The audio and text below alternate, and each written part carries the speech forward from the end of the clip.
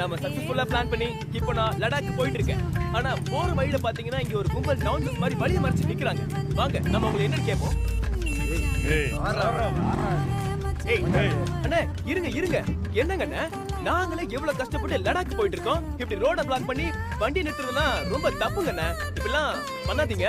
இது மட்டும் எங்க பசங்களுக்கு தெரிஞ்சிச்சுன்னா பெரிய பிரச்சனை ஆயிடும். பாத்துங்க, வண்டி எடுங்க. என்ன பண்றது தங்கம், நாமளே பிரச்சனை வேணான்னு ஒதுங்கி போனாலும் அதுவா வருது, ஹேண்டில் பண்ணுவோம். அவர் நம்ம கிட்ட மன்னிப்பு கேட்க வராருன்னு நினைக்கிற தங்கம். மன்னிக்கிறது தானே நம்ம குணம், மன்னிச்சு விட்டுரும்.